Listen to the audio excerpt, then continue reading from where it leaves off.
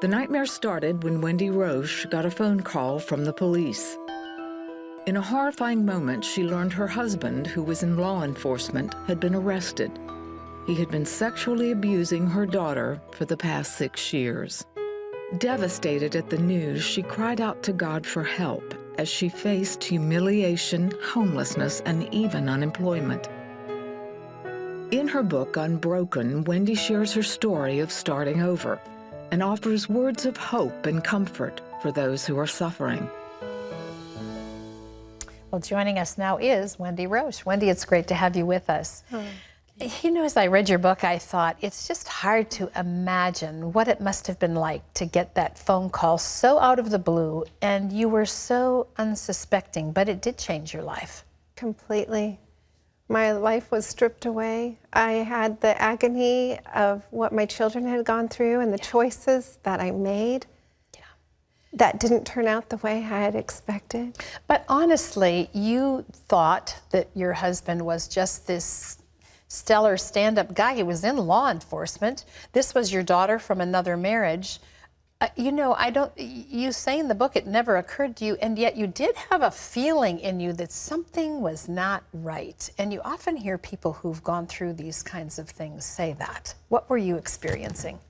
I was experiencing a lot of confusion and just an unsettledness that was in my heart that I couldn't make sense of. Yeah. And I was going for, you know, I was offered a promotion, and at the time my husband had said, oh, don't do it, and it just stress you out. And he actually lined up a counseling appointment for me to go to a counselor. And the counselor and I talked and talked many sessions, could not figure out what this unsettledness was. I know now what it was. And, you know, I learned from that if there's an unsettledness in me, I'm a new person now because I realize I have the Lord in my life now that I chose to invite into my life. And if I get an unsettledness now, listen, I'm on my knees. Lord, give me the eyes to see what I need to see. Give me the ears to hear what I need to hear. If there's danger, show me, help me, use me. You actually found this out because your daughter was visiting with her biological dad and had been told by your current husband that if not your current now, but your current then, that if she ever told you, you would not be able emotionally to handle it and would take your life. So this is how the whole thing came out. What was so astonishing as I read your book was the ramifications once this became known to you and your children. It was really unbelievable. I mean, you had media on your door, peeking in your windows. People at work now know, the kids know, it's on the front page of the newspaper. How did you contend with all of that? You know, it was so difficult. I can't imagine. It was so humiliating. Yeah. But you know what? There's a shame that goes with this, unfortunately, and it's an unmerited shame on the victim. Yeah.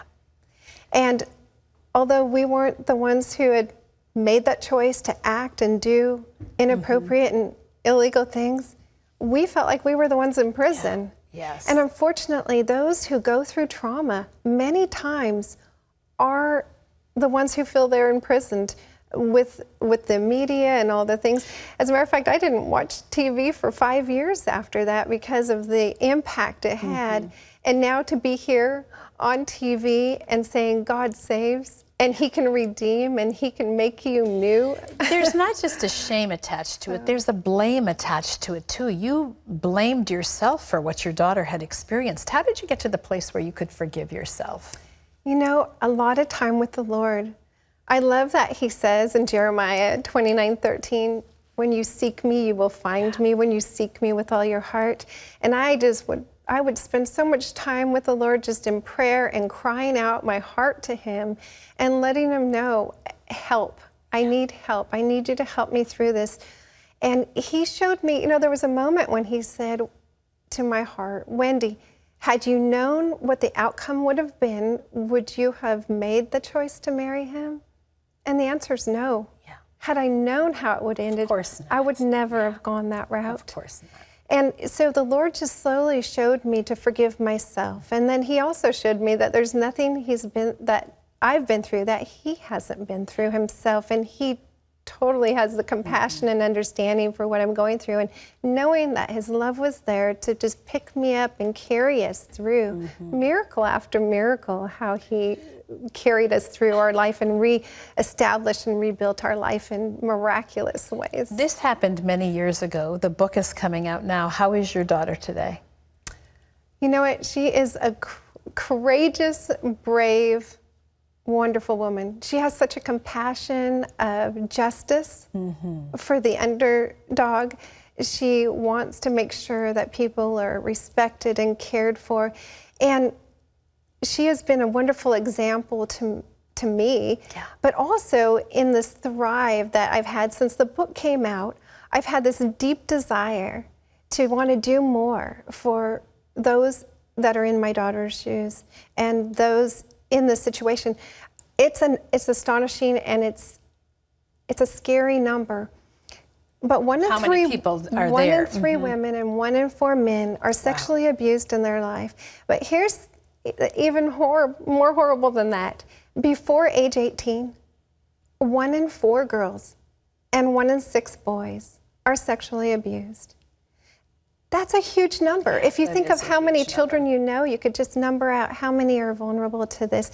They say there's about 42 million victims of child abuse and sexual abuse walking around just in our nation today. And the sad part of that is, without healing, it will truly impact their lives. What do you want people who read Unbroken to come away with? You know, I want them to come away with the hope that I found, and that's why I wrote it. I didn't write it to tell a horrible story.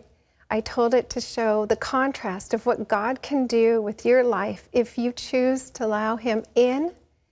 He says, I stand at the door and knock, but it's our choice to open that door and let him in. And when I did, he rebuilt my life into something beautiful.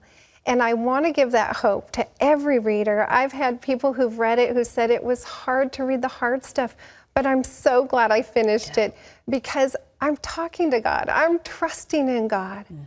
My life is changing. It's a process for all of us, and that's why they call him the Redeemer. He takes what's been lost and he makes something good out of it. You know, the book is called Unbroken. If you want to learn more about Wendy's story, the subtitle is A True Story of Hope in Starting Over. And who doesn't want to hear that message? It's available wherever books are sold. Wendy, thank you for being here. Thank you for having me.